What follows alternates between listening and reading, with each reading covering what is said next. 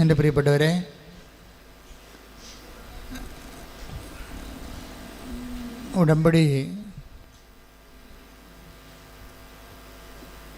ഉടമ്പടിയിലായിരിക്കുന്നവർ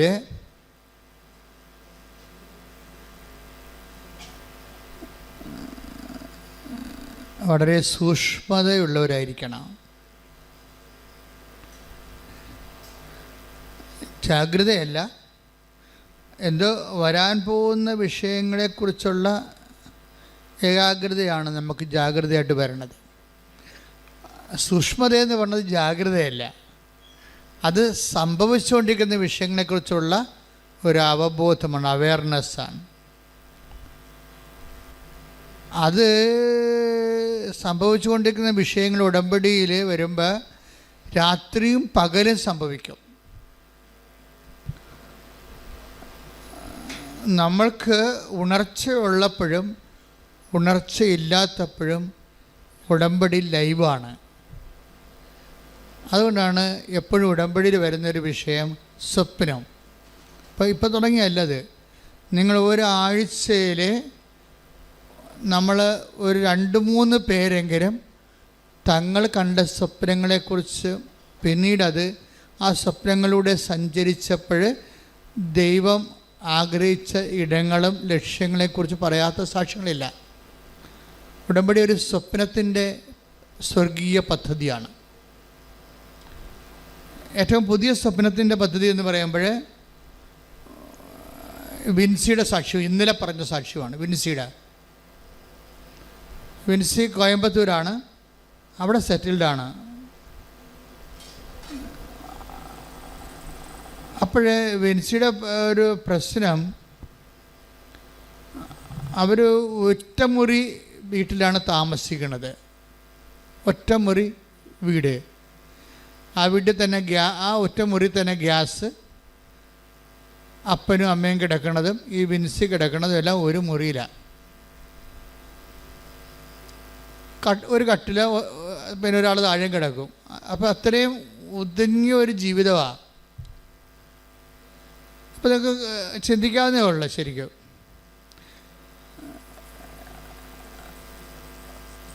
വിൻസി സാക്ഷ്യം പറയണത് ഞങ്ങൾക്ക് പ്രാർത്ഥിക്കാൻ പോലും പറ്റണില്ല എന്നാണ് പറയണത്. പ്രാർത്ഥിക്കാൻ ഇടം പോലും ഇല്ല, അതൊരവസ്ഥ. അപ്പോൾ ഈ ഒരു അവസ്ഥയിലാണ് അവർ ലോൺ എടുക്കുന്നതിനെക്കുറിച്ച് ചിന്തിക്കും. പക്ഷെ നടക്കത്തില്ല. കാര്യം വെച്ച് കഴിഞ്ഞാൽ അവിടെ കുടുംബം കഴിഞ്ഞു പോകുന്നത് ഒരു വാഹനം കൊണ്ടാണ്. ഒരു ടെമ്പറൽ ട്രാവലർ പോലൊരു വാഹനമാണ്. അതിൽ നിന്ന് കിട്ടുന്ന വരുമാനം കൊണ്ടാണ് ഈ അംഗങ്ങളെല്ലാം കഴിഞ്ഞു പോണത്. അപ്പോൾ ലോൺ എടുത്താലും അടക്കാൻ പറ്റത്തില്ല, ലോൺ ചോദിച്ചാൽ തരത്തുമില്ല. അപ്പം അതാണ് അതിൻ്റെ അവസ്ഥ. ഒരു ഗതിമുട്ടിയ ഒരവസ്ഥയാണ്. ഉടമ്പടി ഗതിമുട്ടിയവരുടെ പ്രാർത്ഥനയാണ് ശരിക്കും പറഞ്ഞാൽ, ഏത് വശത്ത് നോക്കിയാലും. അപ്പോഴാണ് വിൻസി ഉടമ്പടിയെക്കുറിച്ച് കേൾക്കുന്നത്. നിങ്ങൾക്കറിയാമല്ലോ, ഉടമ്പടിയിലെ ഏറ്റവും വലിയ ദൈവത്തിൻ്റെ ഉപകരണം പത്രം തന്നെയാണ്. പത്രം നമ്മൾക്ക് ഇപ്പോൾ യൂട്യൂബിൽ സാക്ഷ്യം കേൾക്കുന്നതിനൊക്കെ കൂടുതൽ ആൾക്കാരാണ്, കൂടുതൽ സങ്കടക്കാരാണ് പത്രം വഴി ദൈവത്തെ അറിയണത്. അതുകൊണ്ടാണ് നിങ്ങൾ അതുകൊണ്ട് കയ്യിൽ കൊടുക്കണമെന്ന് പറയുന്നതിൻ്റെ കാരണം.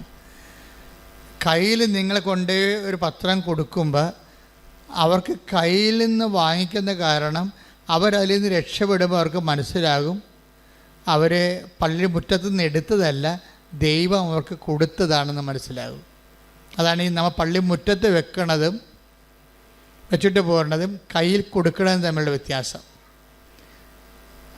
നമ്മൾ പള്ളിമുറ്റത്ത് വെക്കുമ്പോൾ അവരെടുക്കുകയാണ് ചെയ്യണത്. പക്ഷെ നിങ്ങൾ കൊടുക്കുമ്പോൾ ദൈവം അവർക്ക് കൊടുക്കുകയാണ് ചെയ്യണത്. അപ്പോൾ ദൈവത്തിൻ്റെ ഒരു ഉപകരണമായി നിങ്ങൾ മാറണത് നേരിട്ട് കൊടുക്കുമ്പോഴാണ്. പക്ഷെ അതിന് വല്ലാത്ത ഒരു ഇഫക്റ്റാണ് ഉള്ളത്. ആദ്യമേ ഇത്തിരി പാടുണ്ട്, ഇത്തിരി ചമ്മലും ചളിപ്പൊക്കെ ഉണ്ടാവും. അത് പിന്നെ അപ്പം നിങ്ങൾ കുരിശുരൂപത്തോട്ട് നോക്കിയാൽ മതി. ഈ അരച്ചാൻ തുണിയുടെ നഗ്നതയിലെ ദൈവം മനുഷ്യനായി പങ്കപ്പാട് സഹിച്ച് കിടക്കുന്നത് കാണുമ്പോൾ നമ്മളുടെ കഷ്ടത റീഫണ്ടബിളാണ്. ബൈബിൾ പറയുന്ന ഈ കഷ്ടത റീഫണ്ടബിൾ ആക്കിയതെല്ലാം ക്രിസ്തു വന്നതിന് ശേഷമാണ്. എന്ത് കഷ്ടത ഇനി ലോകത്തുണ്ടായാലും അതെല്ലാം റീഫണ്ടബിളാണെന്ന് പറഞ്ഞു, അതിനെല്ലാം റിവാർഡ് തരുമെന്ന്. അതാണ് പൗലോസ് പറയണത്. നമുക്ക് ലഭിക്കാനിരിക്കുന്ന 8:18 റോമ ലേഖനത്തിലെ എന്താ പറയണത്? പറഞ്ഞ നമുക്ക് ലഭിക്കാനിരിക്കുന്ന മഹത്വത്തെക്കുറിച്ച് ഓർക്കുമ്പോഴേ ഇന്നത്തെ കഷ്ടതകള്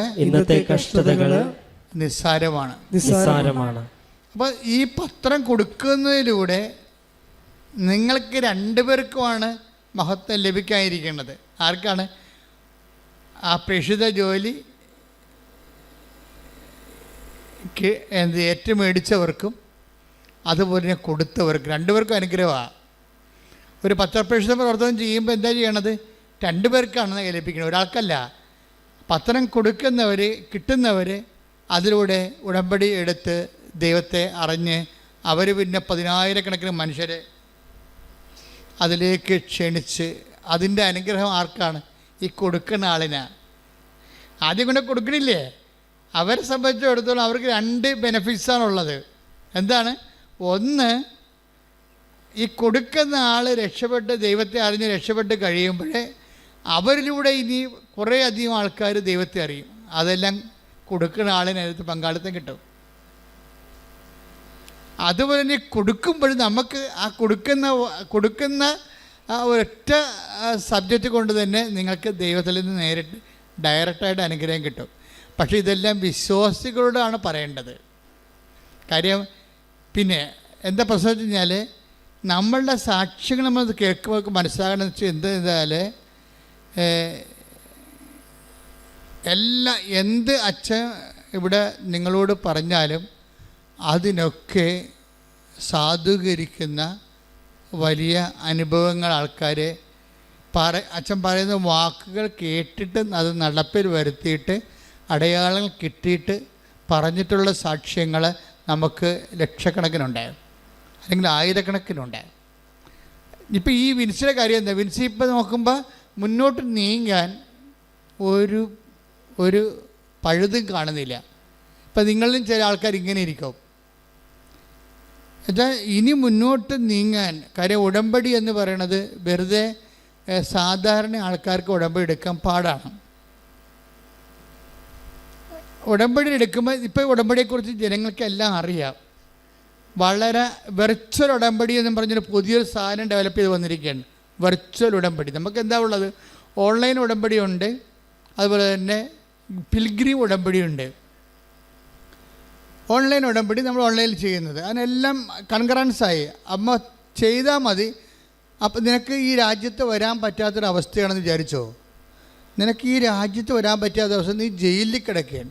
നിനക്ക് 5 മിനിറ്റ് പുറത്തിറങ്ങാൻ സംഭവിക്കുന്നുള്ളെങ്കിൽ അവിടെയുള്ള കൂട്ടുകാരനോടോ പോലീസുകാരനോടോ വാങ്ങിച്ചൊരു സാധനം ഇങ്ങനൊരു സാധനം ചെയ്താൽ ദൈവം അതിനെ രക്ഷപ്പെടുത്തുമെന്ന് പറഞ്ഞാൽ 5 മിനിറ്റ് കൊണ്ട് ചിലപ്പോൾ ദൈവം നിന്നെ അവിടെ നിന്ന് രക്ഷപ്പെടുത്തുക. ഓൺലൈൻ ഉടമ്പടിയുടെ പവർ എന്ന് പറയുന്നത് കോവിഡ് കാലത്ത് കർത്താവ് തന്ന ഏറ്റവും വലിയ അനുഗ്രഹങ്ങളൊന്നാണ് കോവിഡ്. പക്ഷേ ഇപ്പോഴാണ് എൻ്റെ ഹാർവസ്റ്റിംഗ് ടൈം എന്ന് പറയുന്നത്.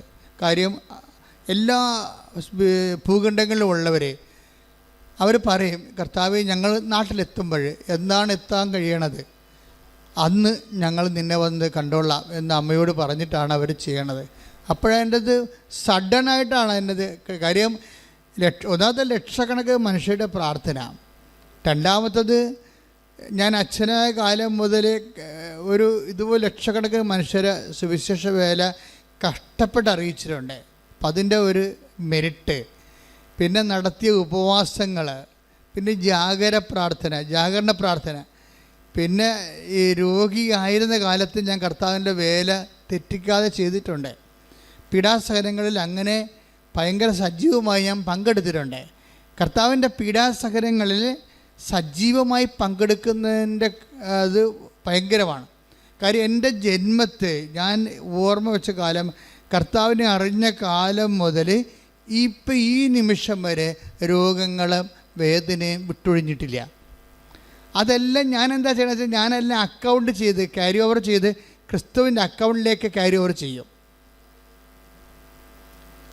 അങ്ങനെ ചെയ്യുമ്പോൾ എന്താ ഗുണമെന്ന് പറഞ്ഞു കഴിഞ്ഞാൽ ക്രിസ്തുവിൻ്റെ മഹത്വം നമ്മൾക്കത് അത് വഴി നമുക്ക് ക്രിസ്തു നേടിയെടുത്ത മഹത്വത്തിൽ നമുക്ക് അവകാശം കിട്ടുന്ന ഭയങ്കരമായ ഒരു ഇക്കണോമിക്കാണ് ഇതിൻ്റെ അകത്ത് വർക്ക് ചെയ്യണത്.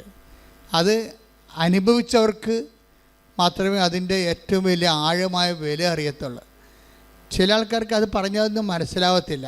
അത് ക്രിസ്തു രഹസ്യം മനസ്സിലാക്കണമെങ്കിൽ തന്നെ ഒരു ജീവിതത്തിനൊരു പുണ്യം ഉണ്ടാകണം. അതാണ് എനിക്ക് മനസ്സിലായത്.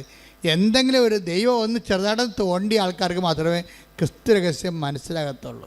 ഇപ്പം നിങ്ങൾക്ക് മനസ്സിലാകുന്നുണ്ടെങ്കിൽ അത് നിങ്ങളുടെ മാതാപിതാക്കന്മാർ ചെയ്ത പുണ്യത്തിൻ്റെ ഭാഗമാണ്, അല്ലെങ്കിൽ നിങ്ങൾ ചെയ്ത പുണ്യത്തിൻ്റെ ഭാഗമാണ്. ചുമ്മാ കല്ലായിട്ടിരുന്ന ക്രിസ്തു രഹസ്യം മനസ്സിലാകത്തില്ല. കഴിഞ്ഞ ദിവസങ്ങളിൽ അതായത് പ്രിയ ഷൈജുവിൻ്റെ ഒരു സാക്ഷ്യം ഉണ്ടായി. പ്രിയ ഷൈജു വെർച്വൽ ഉടമ്പടിയുടെ ആളാണ്.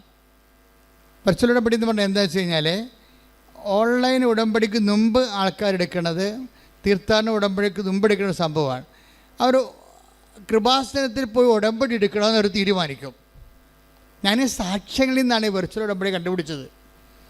അതായത് കൃപാസനത്തിൽ പോയി ഉടമ്പടി എടുത്താൽ എൻ്റെ പ്രശ്നങ്ങളെല്ലാം മാതാവ് പരിഹരിക്കും, ഈശോയോട് പറഞ്ഞ് പരിഹരിക്കും.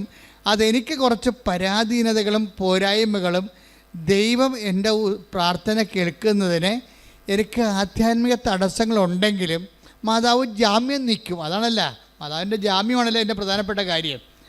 ഇതിൻ്റെ വിഷയമെന്ന് പറയണത് മര്യാദയ്ക്ക് ഉടമ്പടി ഒരു ബൈബിള് ജീവിച്ചാൽ തന്നെ നമ്മൾ ബ്ലെസ്ഡാണ്. മര്യാദയ്ക്ക് ബൈബിൾ ജീവിച്ചാൽ അപ്പം തന്നെ ബ്ലെസ്സിങ് തുടങ്ങും. പക്ഷെ നമ്മുടെ പരാധീനത കൊണ്ടും സാഹചര്യം കൊണ്ടും നമുക്ക് പലപ്പോഴും മര്യാദയ്ക്ക് ജീവിക്കാൻ പറ്റത്തില്ല. അവിടെയാണ് space of the Marian space എന്ന് പറയാം അതിന്. അവിടെയാണ് മരിയൻ സ്പേസ്. നമ്മൾക്ക് എന്തെങ്കിലും തട്ടുകേടുണ്ട്, കുഴപ്പത്തിലാണ്, നമ്മൾ ആധ്യാത്മികമായിട്ട് കുഴപ്പത്തിലാണ്, അല്ലെങ്കിൽ നമുക്ക് യോഗ്യതയില്ല എന്നുണ്ടെങ്കിൽ അമ്മ അവിടെ ജാമ്യക്കാരത്തിയാവും. അതാണ് നമ്മൾ രക്ഷപ്പെടണത്. ഈ മനുഷ്യന്മാരെല്ലാം രക്ഷപ്പെട്ടിരിക്കുന്നതിൻ്റെ കാരണം പിന്നിൽ അമ്മയുടെ ജാമ്യമാണ്. അമ്മ അതിൻ്റെ ജാമ്യം എടുക്കും. കാര്യം വെച്ചാൽ നീ അനുതപിച്ച് വരുന്നിടത്തോളം കാലം നീ അനുതാപത്തിലേക്ക് വന്ന് കൃപയിൽ നിനക്ക് സ്വന്തം കാലം നിൽക്കും. കൃപയിൽ സ്വന്തം കാലം നിൽക്കുന്നൊരു കാലമുണ്ട് ഉടമ്പടിയിൽ. ആ അമ്മയുടെ പോലും സപ്പോർട്ട് വേണ്ടാതെ നമുക്ക് നിൽക്കുന്നൊരു കാലം ഉണ്ടാവും. ആ കാലം വരെ അമ്മ നിന്നെ സപ്പോർട്ട് ചെയ്യും. അതാണ് ഉടമ്പടിയുടെ സ്പേസ് എന്ന് പറയുന്നത്. സ്തുതിക്കട്ടെ. ഹല്ലേലൂയ, ഹല്ലേലൂയ, യേശുവേ ആരാധന. അമ്മയുടെ സാന്നിധ്യവും സംരക്ഷണവും ജീവിതത്തിൽ അനുഭവിക്കാൻ കർത്താവേ അങ്ങ് ഞങ്ങളെ തിരഞ്ഞെടുക്കണമെന്ന് പ്രാർത്ഥിക്കുന്നു. ഹല്ലേലൂയ, ഹല്ലേലൂയ, ആരാധന.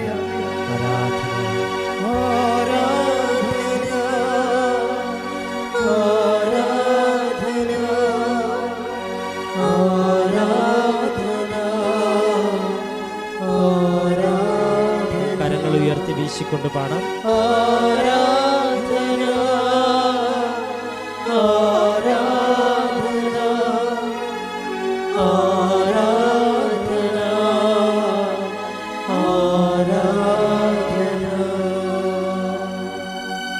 പരിശുദ്ധ പരമ ദിവ്യകാരുണ്യത്തിന്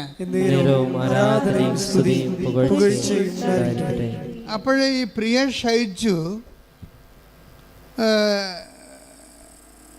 അവൾക്ക് പെട്ടെന്ന് ഈ ഡിസ്ക് ബൾജാവും.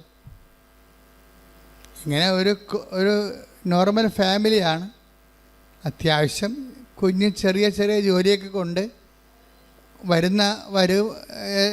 ചിലവെല്ലാം നിവർത്തിക്കൊണ്ട് പോകുന്ന ഒരു കോമൺ നോർമൽ ഫാമിലിയാണ്. നിങ്ങൾക്കറിയാം, നോർമൽ ഫാമിലിയൊക്കെ ഒരാളിൻ്റെ ജോലി പോയാൽ പിന്നെ എല്ലാം തകിടം മറിയും. അപ്പനുണ്ട്, അമ്മയ്ക്കും ജോലിയുണ്ട്, ചെറിയ ജോലികളുമുണ്ട്. അവരങ്ങനെ ജീവിച്ച് ഭക്ഷണം കഴിച്ച് പോകുന്ന ഒരു ഏർപ്പാടാണ്. അതിനിടയ്ക്ക് പെട്ടെന്ന് ഇവരുടെ ഡിസ്ക് ബൾജാവും, നടക്കാൻ പറ്റാത്ത അവസ്ഥയാവും. ഡോക്ടറിൻ്റെ അടുത്ത് ചെല്ലുമ്പോൾ ഡോക്ടർ പറയും, ഇതെങ്ങനെ ഇത്രയും നാളെ ജീവിച്ചെന്നൊക്കെ ചോദിക്കും. ഡോക്ടർ എങ്ങനെ ഇവിടം വരെ വന്നു എന്നൊക്കെ ചോദിക്കും. ഈ ഡിസ്കും വെച്ചോണ്ട്, ഈ നടുവും വെച്ചോണ്ട് എങ്ങനെ ഇവിടം വരെ വന്നു എന്നൊക്കെ ചോദിക്കും. എന്നിട്ട് അവസാനം ബെൽറ്റ് ഇട്ട് വിടും. അപ്പം പിന്നെ പണി ചെയ്യാനും പറ്റത്തില്ല, പണിക്ക് പോകാനും പറ്റത്തില്ല. അപ്പോൾ അമ്മയോട് ചോദിക്കുന്ന ഒരു ചോദ്യമുണ്ട്, അത് നിങ്ങളൊക്കെ ചോദിച്ച ചോദ്യമാണ്. കാര്യം ഈ അമ്മയെക്കുറിച്ച് മകൾക്കൊരു അസസ്മെൻ്റ് ഉണ്ട്. അവൾ പഠിക്കണ കുട്ടിയാണ്. അമ്മ ഒരുവിധം പ്രാർത്ഥിക്കുകയും ദൈവത്തിന് ഒപ്പിച്ച് ജീവിക്കുകയും ചെയ്യുന്ന ആളാണ്. പക്ഷെ എന്നാലും ദൈവത്തിന് വേണ്ടി ദൈവത്തിൻ്റെ കൂടെ ജീവിക്കണ പോലെ ജീവിച്ചിട്ടും ഡിസ്ക് അകന്നുപോയി, നടക്കാൻ പറ്റാത്ത ബെൽറ്റ് ഇട്ടിട്ട് നടക്കേണ്ടി വന്ന്. അപ്പം മകൾ ചോദിക്കും, ഇത്രയും കണ്ട അമ്മ ദൈവമേന്ന് പറഞ്ഞ് നടന്നിട്ട് നടുവ് പോയില്ല എന്ന് പറയും. എന്നിട്ട് ഒരു ദിവസം അവൾ സങ്കടത്തോടെ അമ്മയോട് ചോദിക്കും, അമ്മ, നമ്മൾ ഇത്രയും ദൈവത്തെ വിളിച്ച്, അല്ല നമ്മളല്ല, അമ്മ ഇത്രയും ദൈവത്തെ വിളിച്ചിട്ടും ഇത്രയും ക്ലേശങ്ങൾ അമ്മയ്ക്ക് വന്നെ എങ്ങനെയാണെന്ന് ചോദിക്കും. അമ്മ ഇത്രയും ദൈവത്തെ വിളിച്ചിട്ടും ഇത്രയും ക്ലേശങ്ങൾ അവൾക്ക് അത് ടാലി ആകണില്ല. എല്ലാവരും ദൈവത്തെ വിളിക്കണേ എന്തിനാ? നമ്മുടെ ക്ലേശങ്ങളൊക്കെ മാറിയിട്ട് സമാധാനത്തോടെ ജീവിക്കാൻ വേണ്ടിയാണ്. അമ്മ ഇതൊക്കെ ചെയ്യുന്നുണ്ട്, പക്ഷേ അമ്മയുടെ ക്ലേശം മാറണില്ല. പുതിയ ക്ലേശങ്ങൾ ഉണ്ടാവുന്നത്. അപ്പോൾ ഇവൾക്കത് മനസ്സിലാവണില്ല. അവൾ കൊച്ചല്ലത്, പക്ഷെ അവൾക്കത് മനസ്സിലാവണില്ല. അപ്പം ഞാനും വലുതാകുമ്പോൾ ദൈവത്തെ വിളിക്കാനൊക്കെ അവൾക്ക് ആഗ്രഹമുണ്ട്, പക്ഷേ വിളിച്ചാളിൻ്റെ അവസ്ഥ ഇതല്ലേ. അതാണ് പ്രശ്നം. വിളിച്ചാളിൻ്റെ അവസ്ഥ ഇതല്ലേ. ഇപ്പം ഞാൻ കൂടി വിളിച്ചിട്ട് എൻ്റെ നടുവ് കൂടി പോകണമെന്നാണ് അവൾ ചോദിക്കണത്. ഞാനും കൂടി വിളിച്ചിട്ട് ദൈവത്തെ വിളിച്ചിട്ട് എൻ്റെ നടുവും കൂടി പോകണത്. അപ്പോൾ ഈ അമ്മ മകളോട് പറയും, മോളെ, അതേ നമ്മളെ ദൈവം അഗ്നിശോധന ചെയ്യുകയാണ്. എന്ന് വെച്ച് കഴിഞ്ഞാൽ സ്വർണം ഉലയിലിട്ട് കഴിഞ്ഞാൽ അത് തിളങ്ങും. അങ്ങനെ നമ്മുടെ കറകൾ കളഞ്ഞെടുക്കുകയാണ്. അപ്പോൾ എന്നിട്ട് ഇത് പറഞ്ഞിട്ട് അവൾക്കത് മനസ്സിലായില്ല. എന്നിട്ട് അവൾ ഈ കറ കളഞ്ഞിട്ട് ഇത് എന്തിനാണെന്നുള്ളതാണ്, ഇത് പണയം വെക്കാൻ പോണോ വിൽക്കാൻ പോണോ എന്നുള്ള അവൾ ചിന്തിക്കണത്. ഇനി നമ്മൾ സ്വർണ്ണമാണെന്ന് പറഞ്ഞിട്ട് അവൾക്ക് അതിനകത്ത് നമുക്ക് സ്വർണ്ണമാണെന്ന് പറഞ്ഞാൽ നടുവിലല്ല. ഇപ്പോൾ കൊച്ചു ചിന്തിക്കണ ആ രീതിയിലാണ്. അവളെ തെറ്റ് പറയാൻ പറ്റത്തില്ല. പക്ഷെ അമ്മയ്ക്ക് അത് മനസ്സിലാകും, നമ്മൾ സ്വർണ്ണമാണെന്നും ദൈവം ഈ സഹനത്തിൻ്റെ തീയിലിട്ടുകൊണ്ട് നമ്മളെ ഉരുക്കി നമ്മളെ ജ്വലിപ്പിച്ച് കറകളഞ്ഞെടുക്കുകയാണെന്ന് അമ്മയ്ക്ക് മനസ്സിലാകുന്ന ദൈവരഹസ്യം കൊച്ചിന് മനസ്സിലാവത്തില്ല. ഇതാണ് ഞാൻ പറഞ്ഞത്, മനസ്സിലാക്കാൻ വേണ്ടി കൃപ വേണമെന്ന് പറയണത്. അമ്മയ്ക്ക് ഒരേ സാധനം തന്നെ, ഒരേ സത്യം തന്നെ അമ്മയ്ക്ക് മനസ്സിലായി, കൊച്ചിന് മനസ്സിലായില്ല. ഇതാണ് ക്രിസ്തുവിനെ മനസ്സിലാക്കാൻ പ്രത്യേക കൃപ വേണമെന്ന് പറയണത്. ഒരേ സമയം തന്നെ വിദ്യാഭ്യാസം കുറഞ്ഞുള്ള അമ്മയ്ക്ക് മനസ്സിലായി, വിദ്യാഭ്യാസമുള്ള മകൾക്ക് ക്രിസ്തുവിനെ മനസ്സിലായില്ല. അപ്പം മനസ്സിലാക്കണമെങ്കിൽ എന്ത് ചെയ്യണം? അതിൻ്റെ ഒരു കൃപ വേണം. കൃപയ്ക്ക് ബൈബിൾ പറയണത് ആകർഷണമെന്നാണ്. നിങ്ങൾക്കൊരു ആകർഷണമില്ലേ? ഇപ്പം അതായത് നമുക്ക് നോക്കാം, അതായത് യോഹന്നാൻ 6:44 എടുത്ത്, എന്നെ അയച്ച പിതാവ് ആകർഷിച്ചാലല്ലാതെ ഒരുവനും എൻ്റെ അടുക്കിലേക്ക് വരുവാൻ സാധിക്കുകയില്ല. അപ്പോൾ ഇത് പ്രശ്നത്തിൽ നിങ്ങൾക്ക് ഇവിടെ വരാൻ കഴിഞ്ഞിട്ടുണ്ടെങ്കിൽ, ആലപ്പുഴ വരെ വണ്ടി കയറി വരാൻ കുറച്ച് പാടാണ്. അപ്പോൾ നാളെ പോകാം, മറ്റന്നാൾ പോകാം, മഴ മാറട്ടെ, മഴക്കാലം മാറട്ടെ, അങ്ങനെ പല ഇടാകൂടങ്ങൾ നമ്മൾ മാറ്റി വെക്കുമ്പോഴും ചില ആൾക്കാർ ഒന്നും മാറ്റി വെക്കാതെ കണ്ണും പൂട്ടി വരും. ഇതാണ് ആകർഷണം എന്ന് പറയുന്നത്. പിടിയിട്ടില്ലേ? അതെന്താ പറയുക? അത് 6:44 ഒരിക്കലും യോഹന്നാൻ 6:44 എടുത്ത്, എന്നെ അയച്ച പിതാവ്, ഒന്ന് പറഞ്ഞേ, എന്നെ അയച്ച പിതാവ് ആകർഷിച്ചാലല്ലാതെ ഒരുവനും എൻ്റെ അടുക്കിലേക്ക് വരുവാൻ സാധിക്കുകയില്ല. ഈ ആകർഷിപ്പിന് ഇപ്പം നിങ്ങൾ എന്നിട്ട് ഇപ്പോൾ ആകർഷിച്ചതിൻ്റെ പേരിലാണ് നിങ്ങൾ വന്നിരിക്കണത് അല്ലേ? ഈ ആകർഷിപ്പിനെയാണ് പ്രഥമ കൃപയെന്ന് പറയണത്, ബേസിക് ഗ്രേസ് എന്ന് പറയുന്നതിനാണ്. ഈ ബേസിക് ഗ്രേസ് എന്ന് പറയുന്നത് എല്ലാത്തിനും ബേസിക്സ് ഇല്ലേ? ഒരു വീട് കെട്ടണമെങ്കിൽ ആദ്യം ഫൗണ്ടേഷൻ ഇല്ലേ? Foundation grace. ഇപ്പം നിങ്ങൾ ബ്യൂട്ടീഷ്യൻസ് ആണെങ്കിൽ നിങ്ങൾക്കുണ്ട് ഫൗണ്ടേഷൻസ് ഉണ്ട് അല്ലേ? അതുപോലെ തന്നെയാണ് എല്ലാത്തിനും ഒരു ഫൗണ്ടേഷൻ ഉണ്ട്. കൃപയുടെ ഫൗണ്ടേഷൻ എന്ന് പറയുന്നത് ഈ ആകർഷിപ്പാണ്. വൺസ് നിങ്ങൾ ആകർഷിപ്പിക്കപ്പെട്ട് കർത്താവിൻ്റെ അടുത്ത് വന്നു കഴിഞ്ഞാൽ ഫൗണ്ടേഷനായി, എന്താ അടിത്തറയായി. ഇനി കെട്ടിപ്പൊക്കണത് മാതാവ് കെട്ടിപ്പൊക്കിക്കൊള്ളൂ. പ്രധാനപ്പെട്ട കാര്യം എന്താണ്? കാര്യം വീടിൻ്റെ മൊത്തം എസ്റ്റിമേറ്റിൻ്റെ 1/3 ഫൗണ്ടേഷൻ പോകും ചില സമയത്ത്. അതാണ് പ്രശ്നം. ഫൗണ്ടേഷൻ ശരിയായില്ലെങ്കിൽ മൊത്തം ശരിയാകാതെ വരും. അപ്പം അതുകൊണ്ട് നിങ്ങൾ ഇവിടം വരെ എത്തിവിടുമ്പോൾ തന്നെ 33% ഗ്രേസായി, 33% കാര്യങ്ങൾ തീരുമാനമായി. അത് ദൈവത്തോട് അതുകൊണ്ട് നന്ദി പറയണം. പ്രാർത്ഥിച്ച ദൈവമേ ഞങ്ങൾക്ക് ഈ കണ്ണീരിന്റെ കാലത്ത് നിന്റെ സന്നിധാനത്തിൽ എത്തിപ്പെടാൻ ആകർഷണത്തിന്റെ അനുഗ്രഹം നൽകിയതിന് നന്ദി പറയുന്നു. ആകർഷണത്തിന്റെ അനുഗ്രഹം നൽകിയതിന് നന്ദി പറയുന്നു. ശ്രുതിക്കട്ടെ. ആകർഷിക്കുന്നതിനെ ഓർത്ത് ഞങ്ങൾക്ക് നന്ദി പറഞ്ഞു സ്തുതിക്കുന്നു. ഹല്ലേലൂയ, ഹല്ലേലൂയ, യേശുവേ ആരാധന. കൈയടിച്ചോണ്ട്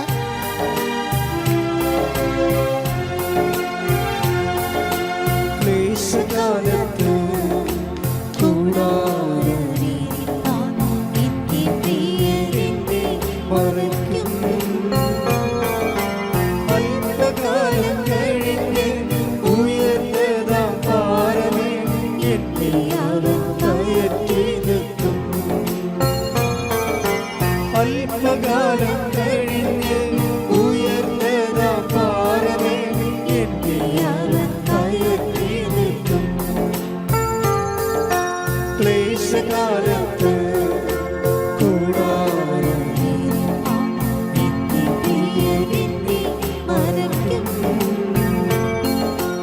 അല്പകാലം കഴിഞ്ഞ് ഉയർന്നതാം പാറമേ എന്നെ കയറ്റി നിർത്തും. അല്പകാലം കഴിഞ്ഞ് ഉയർന്നതാം പാറമേ എന്നെ കയറ്റി നിർത്തും. പരിശുദ്ധ പരമദിവ്യകാരുണ്യത്തിന് ആരാധനയും സ്തുതിയും പുകഴ്ചയും ഉണ്ടായിരിക്കട്ടെ. ഇപ്പോഴേ പ്രിയ മകളോട് പറഞ്ഞ വചനം ഏതാണ്? 1 പത്രോസിന്റെ 1:7 എടുത്ത് 1 പത്രോസ് 1:7 ശ്രുതികട്ടെ. ഹല്ലേലൂയ, ഹല്ലേലൂയ, ഹല്ലേലൂയ, ഹല്ലേലൂയ. യേശുവേ നന്ദി. ഹല്ലേലൂയ, ഹല്ലേലൂയ, യേശുവേ ആരാധന. Hallelujah, hallelujah. 1 പത്രോസ് 1:7 അഗ്നിശോധനയെ അതിജീവിക്കുന്ന നശ്വരമായ സ്വർണത്തെക്കാൾ വിലയേറിയതായിരിക്കും പരീക്ഷകളെ അതിജീവിക്കുന്ന നിങ്ങളുടെ വിശ്വാസം. Praise the Lord. Praise the Lord. പ്രിയ മകളോട് പറയും, മകളെന്താ പറയുന്നത്? നമ്മൾ ഇത്രയും അമ്മ ഇത്രയും ദൈവത്തോട് അടുത്തിട്ടും അമ്മയ്ക്ക് എന്താണ് ഇങ്ങനെ മുടന്തി നടക്കുന്നത്, ഇതുപോലെ ക്ലേശങ്ങൾ വരണതെന്നാണ് ചോദിക്കുന്നത്. അപ്പോൾ അമ്മ മകളോട് പറയുന്ന മറുപടി എന്താണ്? നമ്മളെ അഗ്നിശോധന ചെയ്യുകയാണ്.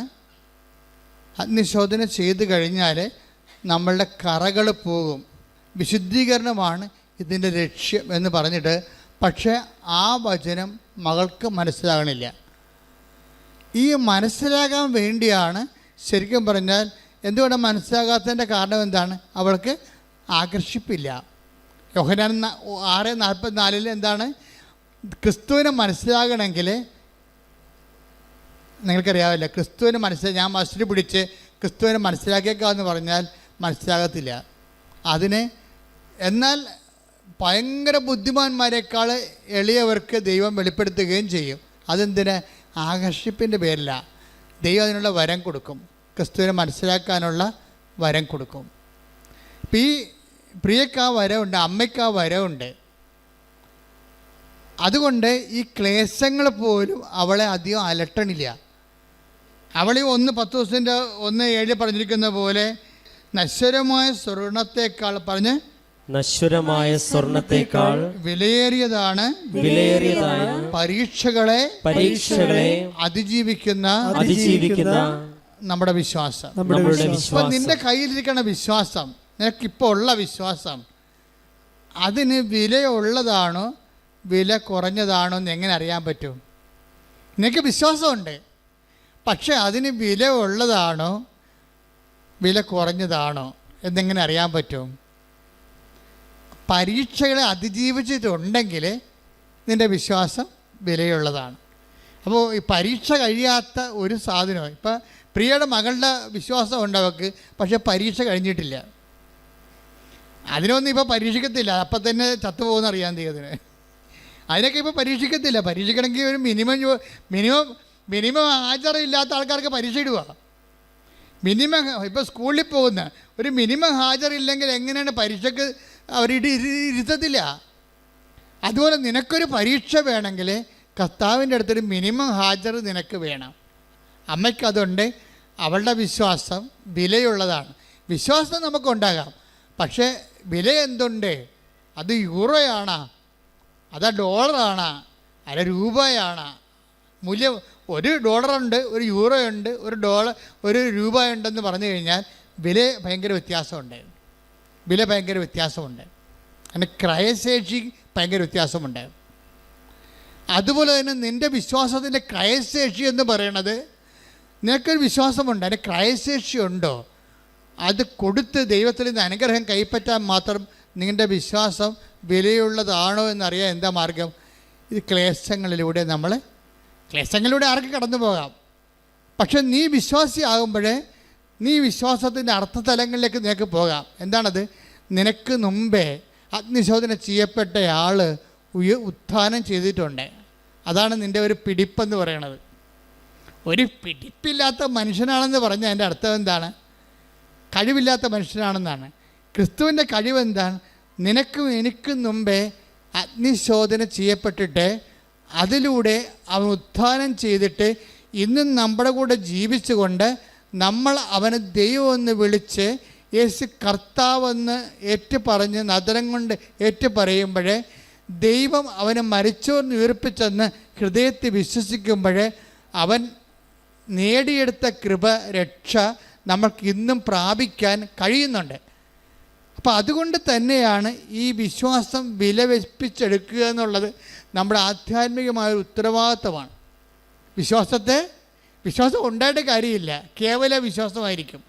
അതിനെ വിലവെപ്പിച്ചെടുക്കണം എങ്ങനെയാണ്? ഇപ്പം നിങ്ങൾ ഉടമ്പടി തേലം തേക്കുന്നു, ചെറുതായിട്ടും തേച്ചാൽ മതി, അപ്പോൾ തന്നെ ഹാർട്ട് അസുഖം മാറും. പക്ഷേ എന്നോട് പറഞ്ഞിരിക്കണത് ഇപ്പം തേക്കണ്ടെന്നാണ് പറഞ്ഞിരിക്കണത്. എന്താ കാര്യം?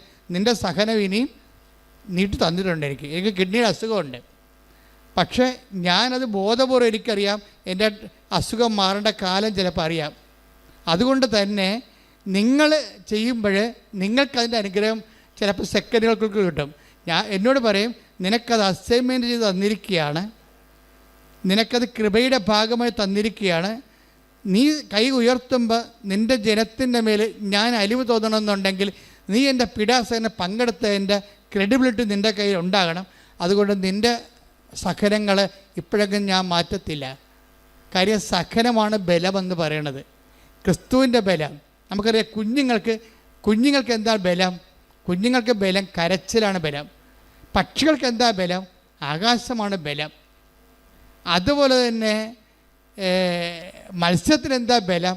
ജലമാണ് ബലം. ഒരു വിശ്വാസിക്ക് എന്താ ബലം? സഹനമാണ് ബലം. കൈയടിച്ച് കർത്താവ് ഞങ്ങളുടെ ബലങ്ങൾ ഞങ്ങൾ തിരിച്ചറിയുവാൻ അഭിഷേകം ചെയ്യണമേ.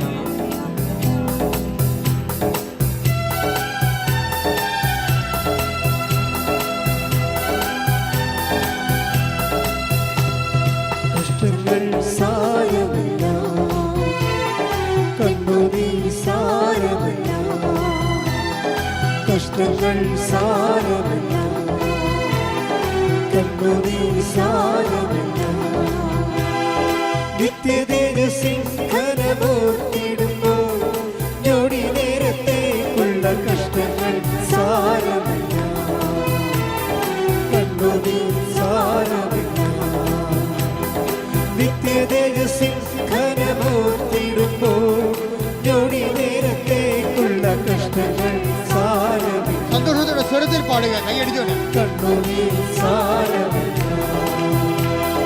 നിത്യതേജസ്സിൻ ഘനമോർത്തിടുമ്പോൾ ഞൊടി നേരത്തേക്കുള്ള കഷ്ടങ്ങൾ സാരമില്ല, കണ്ണുനീർ സാരമില്ല.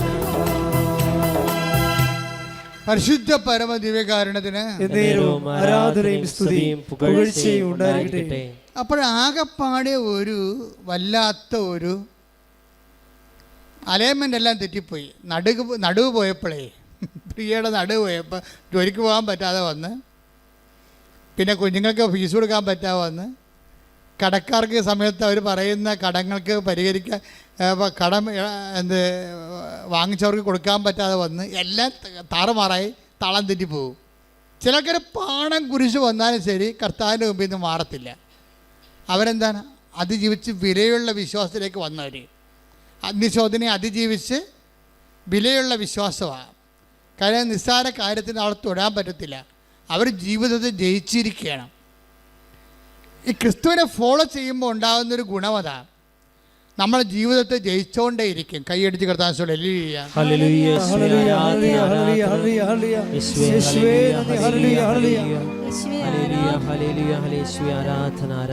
പരിശുദ്ധ പരമ ദിവ്യകാരുണ്യത്തിന്.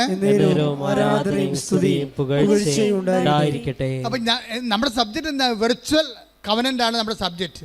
വെർച്വൽ ഉടമ്പടി എന്ന് വെച്ചാൽ പിൽഗ്രിം ഉടമ്പടിയല്ല, ഓൺലൈൻ ഉടമ്പടിയല്ല. എന്താ ഇവരുടെ പ്രശ്നം വെച്ച് കഴിഞ്ഞാൽ, ഇവർക്ക് കൃപാസനത്തിൽ വരാൻ വേണ്ടി ഈ പ്രിയ തീരുമാനിക്കും, പക്ഷെ വരാനുള്ള പാങ്ങില്ല, സമയം വെക്കണില്ല. ചിലപ്പോൾ സാമ്പത്തിക വിഷയമായിരിക്കാം. അവർക്ക് വരാൻ ആഗ്രഹമുണ്ട്, ഭയങ്കര ആഗ്രഹമുണ്ട്. ഉടമ്പടിയെക്കുറിച്ചൊക്കെ അവൾ പഠിച്ചിട്ടുണ്ട്, കേട്ടിട്ടുണ്ട്, മനസ്സിലാക്കിയിട്ടുണ്ട്, ആൾക്കാർ പറയുന്ന സാക്ഷ്യങ്ങളൊക്കെ കേട്ടിട്ട്. അതുകൊണ്ട് വീട്ടിൽ ഇരുന്ന് സ്വന്തമായിട്ട് ഈ ഏകലവ്യനെ പോലെ അസ്ത്രവിദ്യ പഠിക്കും. അതാ ഏകലവ്യൻ ഗുരുവില്ലാതെ പഠിക്കും. ഗുരുവില്ലാതെ അസ്ത്രവിദ്യ പഠിച്ചിട്ട് അല്ല ദ്രോണാചാര്യർ ഗുരുദക്ഷിണ ചോദിക്കണത് കൈമുറിച്ചോണ്ട് പോകാൻ. അപ്പോൾ വീട്ടിൽ ഇരുന്ന് ഇവള് ഉടമ്പടി പാലിച്ച് ജീവിക്കും. ഇവിടെ വന്നിട്ടില്ല, ഓൺലൈൻ ഉടമ്പടി എടുക്കാൻ അറിയത്തില്ല, വെർച്വൽ ഉടമ്പടി. എന്നാൽ ദൈവമായിട്ട് ഈ സഹനത്തിൻ്റെ കാലത്ത് വിശുദ്ധിയോടെ ജീവിക്കാനുള്ള വചനം വായിക്കും, പറ്റുന്നവരൊക്കെ സഹായിക്കും, പ്രാർത്ഥിക്കേണ്ട പ്രാർത്ഥന നോക്കിയെടുത്തിട്ട് തന്നെത്താൻ പ്രാർത്ഥിച്ചുകൊണ്ടിരിക്കും. അപ്പോൾ ഇത് ഈ വീട്ടിലെ കഷ്ടപ്പാടും അമ്മയുടെ പ്രാർത്ഥനയും കണ്ടപ്പോഴാണ് മകൾ ചോദിച്ചത്, ഇത്രയൊക്കെ പ്രാർത്ഥിക്കണം അമ്മയ്ക്ക് ഇങ്ങനെ സംഭവിച്ചല്ല എന്ന് ചോദിക്കണത്. അവൾക്കത് പിടികിട്ടിട്ടില്ല, ടാലിയാകണില്ല. അനുഭവങ്ങളും ആത്മീയതയും തമ്മിൽ ടാലിയാകാത്ത അവസ്ഥയാണ്. അപ്പോൾ അവർക്കറിയാവുന്ന ഭാഷയിൽ അവൾ മകളെ ഉത്ബോധിപ്പിക്കും, പക്ഷെ മകൾക്കതൊന്നും മനസ്സിലാവത്തില്ല. പിന്നീട് വെർച്വൽ ഉടമ്പടിയുടെ കാലം കഴിയുമ്പോൾ ഇവളുടെ മനസ്സിൽ വെർച്വൽ ഉടമ്പടിക്ക് ഒരു സംഭവം നടക്കും. എന്താ, വെർച്വൽ ഉടമ്പടി കറക്റ്റായിട്ട് പാലിച്ച് ആ ഹോംവർക്ക് ചെയ്ത് കഴിയുമ്പോൾ അവളുടെ സത്യസന്ധത ദൈവത്തിന് മനസ്സിലാകുമല്ലോ. അപ്പോൾ അവൾക്ക് ആന്തരിക ബോധ്യം കൊടുക്കും. പറഞ്ഞു, നീ എന്നാണ് കൃപാസനത്തിൽ വരുന്നത് അന്ന് മുതൽ ഞാൻ നിൻ്റെ വിഷയം ടേക്കപ്പ് ചെയ്യുമെന്ന് പറയും. ആ ഒരു ആന്തരിക ബോധ്യം കൊടുക്കും. അങ്ങനെ ഒരു ദിവസം പ്രിയ കൃപാസനത്തിൽ വരും. കൃപാസനത്തിൽ വന്ന് ആ വരണ സമയത്ത് ഇവിടെ ഇതിൻ്റെ സമയമാകും, അർത്തങ്കിലേക്ക് നടന്നു പോണ റാലിയുടെ സമയമാകും. അപ്പോൾ പറയും, മാതാവേ ഞാനീ നടുവും വെച്ചോണ്ട് എനിക്ക് വരാമെന്ന് ആഗ്രഹമുണ്ട്, പക്ഷേ നടുവും വെച്ചോണ്ട് എങ്ങനെ നടക്കണം, വീട്ടിൽ തന്നെ എനിക്ക് വീട്ടിൽ ജോലി ചെയ്യാൻ പറ്റണില്ല എന്ന് പറയും. അപ്പോഴും മാതാവ് പറയും, നീ നടന്നിട്ടല്ലേ ബാക്കി കാര്യം പറയണമെന്ന് ചോദിക്കും. ഇവിടെ നടക്കാൻ അത് രണ്ടും കൽപ്പിച്ച് റാലിക്ക് വരും. റാലിക്ക് വന്ന് നടക്കണ സമയത്ത് മാതാവ് പറയും, ബെൽറ്റ് ഊരി കളടി എന്ന് പറയും. ഉടനെ ആ സെക്കൻഡിൽ മുമ്പും പുറകും നോക്കാതെ ഇവൾ നടുവിൻ്റെ ബെൽറ്റ് എടുത്ത് ഊരി കളഞ്ഞിട്ട് നടക്കാൻ തുടങ്ങും. അത് അർത്ഥെങ്കിൽ അവരെ അങ്ങ് നടക്കും. ഇതാണ് വെർച്വൽ ഉടമ്പടി. അപ്പം നമ്മൾ നേരത്തെ ചെയ്യണ കാര്യങ്ങൾ വിശ്വാസിച്ച് ചെയ്യുമ്പോൾ ആ ചെയ്യുന്ന കാര്യങ്ങളെല്ലാം ദൈവം അതിങ്ങനെ കുറിച്ച് വെക്കണ പോലെയാണ്. എന്നിട്ട് എന്താണ്, ആന്തരിക ബോധ്യം നൽകും.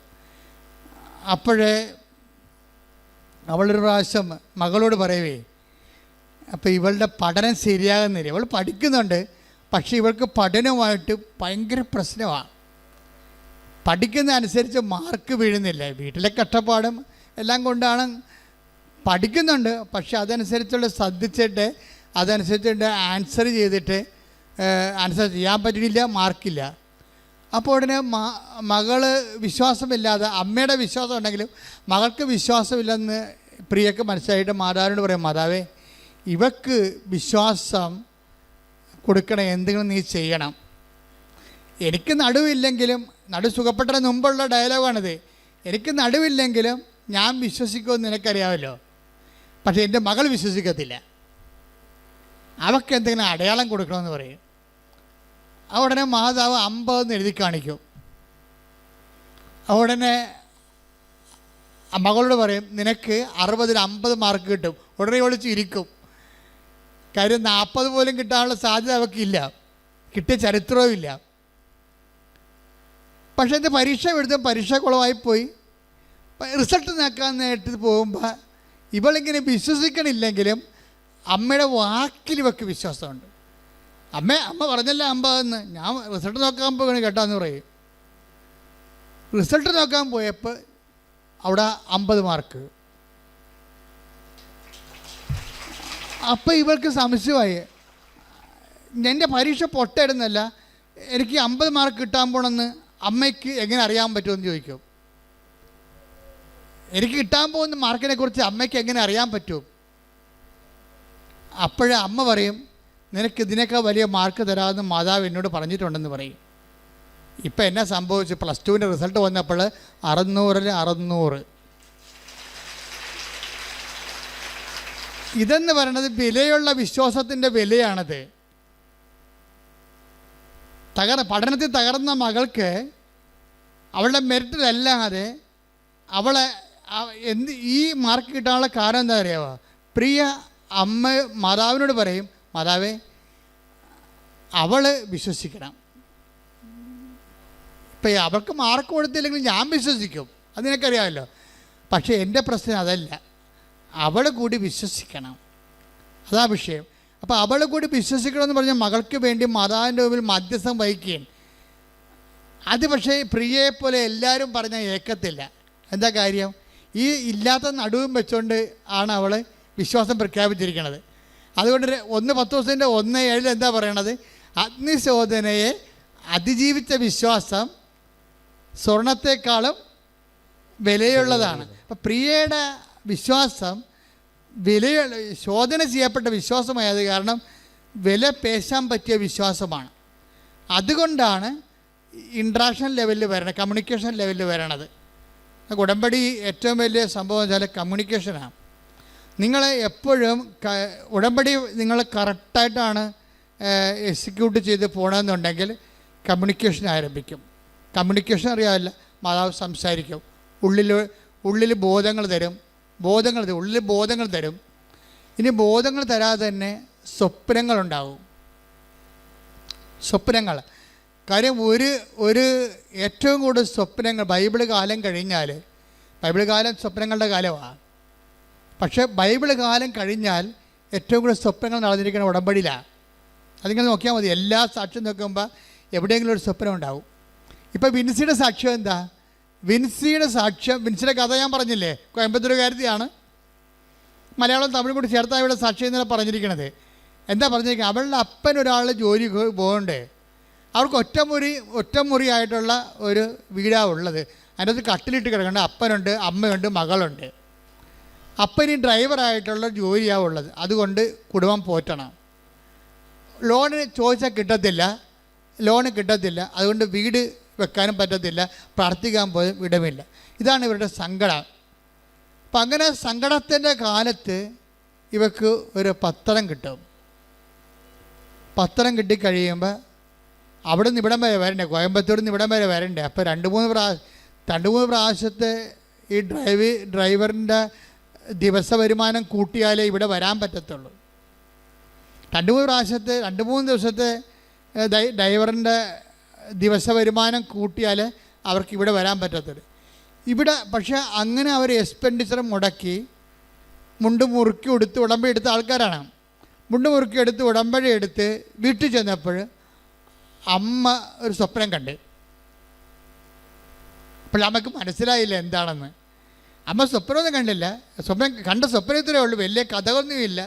ഒരു 4 നമ്പർ 4 ഇങ്ങനെ എഴുതി കാണിച്ചുകൊണ്ടിരിക്കും. എപ്പോഴും സ്വപ്നത്തിൽ നമ്പർ 4 എഴുതി കാണിച്ചുകൊണ്ടിരിക്കും. അപ്പം മകളോട് അമ്മ പറയും, വിൻസിയോട് അമ്മ പറയും, ഞാൻ ഇന്നലെ 4 എന്ന് എപ്പോഴും ഇങ്ങനെ എഴുതി കാണിക്കേണ്ട സ്വപ്നം കണ്ടെന്ന് പറയും. എന്നാ 4 എന്നറിയാൻ വേണ്ടായും. പക്ഷേ അന്ന് മുതൽ ഈ ഉടമ്പടി എടുത്തതിന് ശേഷം ഇവർ പെട്ടെന്ന് ഈ അപ്പന് ഒരു ബോധത ഉണ്ടാകും. എന്താണ്?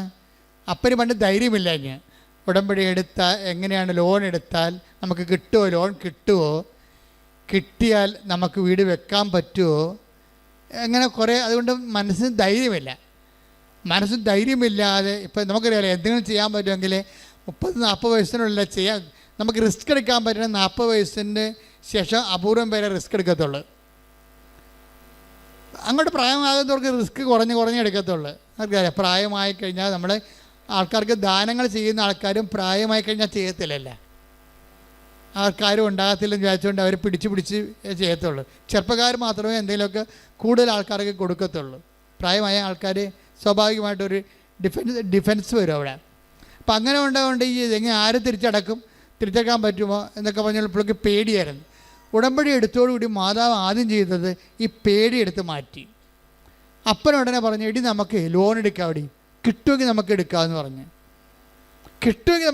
പറഞ്ഞ്, അപ്പം അത് ഇത്രയും നാൾ 10-12 കൊല്ലമായിട്ട് ലോൺ എടുക്കത്തില്ലെന്ന് പറഞ്ഞിരുന്ന മനുഷ്യന് ഉടമ്പടി എടുത്തപ്പോൾ മനസ്സ് മാറി. അവർ അതുപോലെ തന്നെ ബാങ്കിൽ ചെന്ന് ചോദിക്കുകയും ചെയ്ത് ലോൺ ഒരു 2-3 ദിവസത്തിനുള്ളിൽ ലോൺ പാസ്സായി. നിങ്ങൾക്കറിയാമല്ലേ, മരിയൻ ചാനൽ എന്ന് പറഞ്ഞാൽ ഭയങ്കര സ്പീഡായിരിക്കും, ഭയങ്കര ആരും തടുക്കാൻ പറ്റത്തില്ല. അത് നമ്മൾ ഐസയാർ വായിക്കണ പോലെയാണ്, ഞാൻ അടച്ച വാതിൽ ആരും തുറക്കത്തില്ല, തുറന്ന വാതിലാരും അടക്കത്തുമില്ല. മനുഷ്യൻ്റെ കഴിവ് അവിടെ വരത്തില്ല.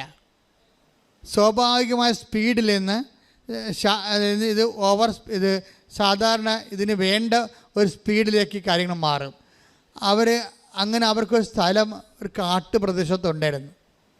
അവിടെ ചെന്നിട്ട് അവിടെ സ്ഥലം വെട്ടി വെളുപ്പിക്കുമ്പോൾ അത് അളന്ന് അതിൻ്റെ ലോൺ അനുവദിക്കണമെങ്കിൽ അതിൻ്റെ സ്കെച്ചും പ്ലാനും എഴുതുകയും അളവും ഒക്കെ എടുക്കണ്ടേ.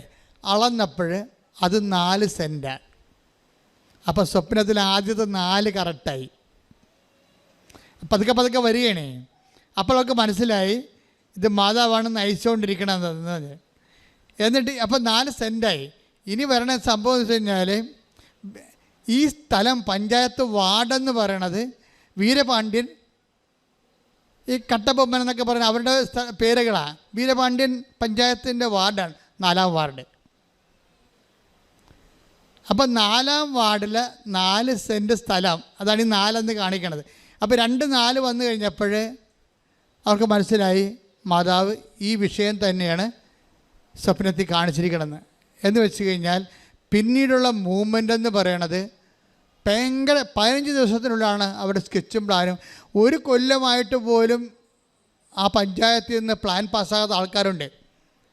ഇവർക്ക് വെറും 15 ദിവസത്തിനുള്ളിൽ പ്ലാൻ പാസ്സായി കിട്ടും. അതായത് മാതാവ് വന്നു കഴിഞ്ഞാൽ പിന്നെ കൂടെ നടന്നിട്ട് ഇതെല്ലാം ചെയ്ത് പടാന്ന് നടക്കും. അവർ 1 കൊല്ലത്തിനുള്ളിൽ വീട് വെച്ച് അതിൻ്റെ അകത്ത് കയറി താമസിക്കും. പിന്നെ ഒരു 6 മാസത്തിനുള്ളിൽ പഴയ വണ്ടി വിറ്റിട്ട് പുതിയ വണ്ടി എടുക്കും. എന്തൊരു സ്പീഡാണ് ശരിക്കും. പ്രാർത്ഥിക്കാൻ 3 മുറിയും വലിയൊരു ഹോളുമാണ്. നീ ലാവിഷായിട്ട് പ്രാർത്ഥിച്ചോളാൻ പറഞ്ഞിരിക്കുക. ശ്രദ്ധിക്കട്ടെ. ഹല്ലേലൂയ,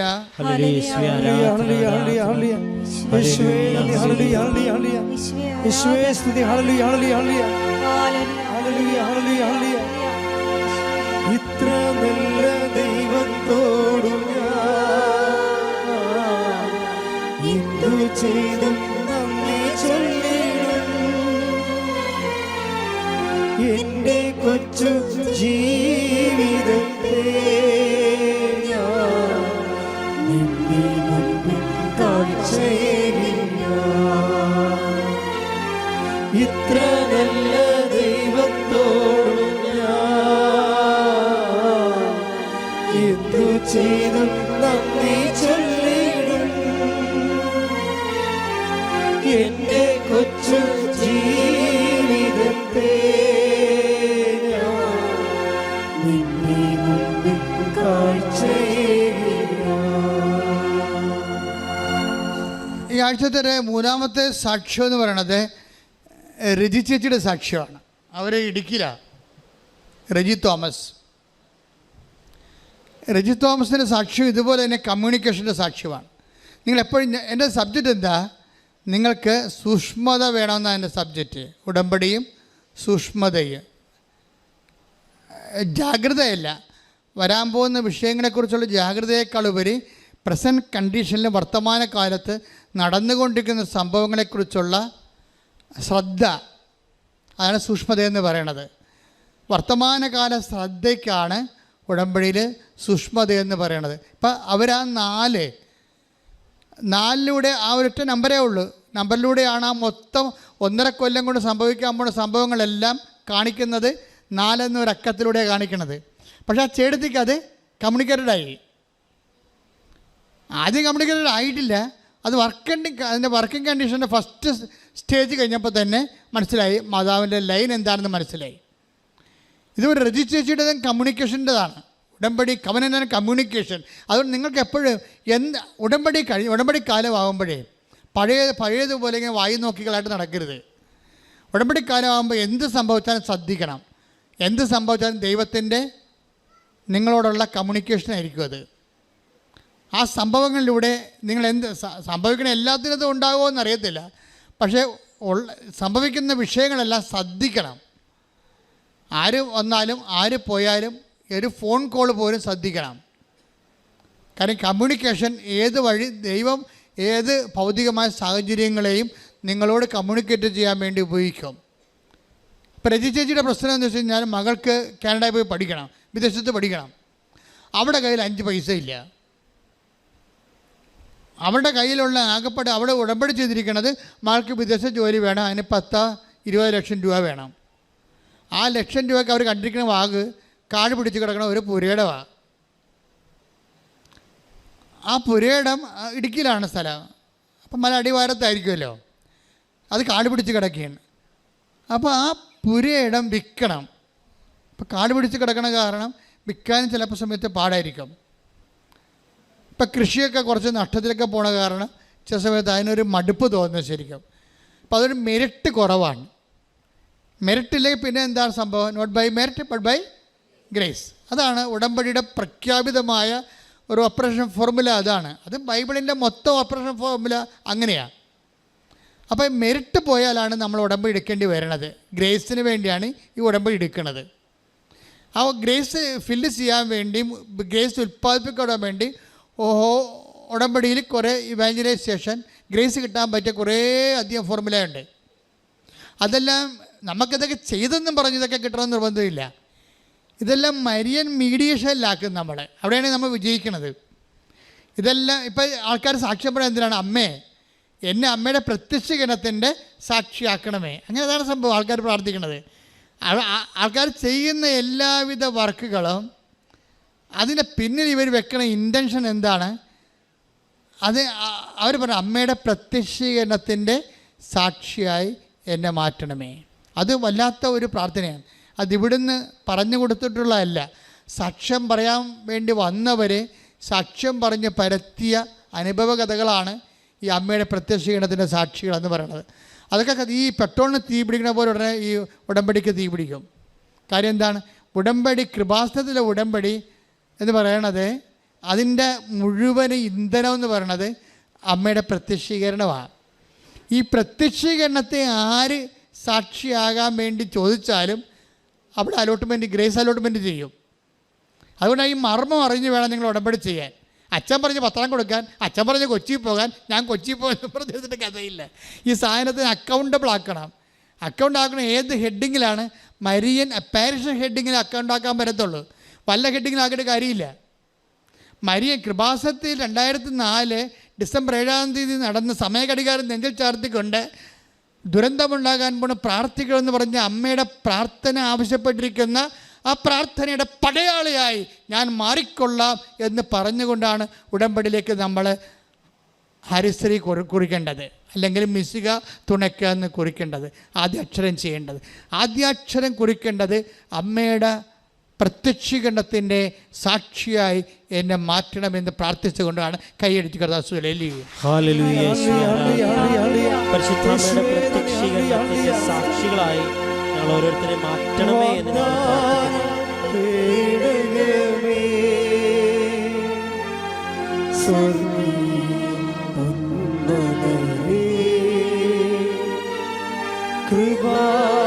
കൃപാസനത്തിൻ്റെ അമ്മേ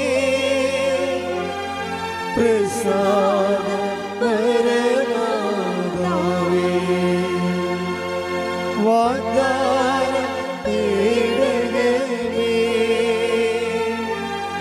സ്വർഗീയ പൊൻമലരേ കൃപാസനത്തിൻ്റെ അമ്മേ പ്രസാദ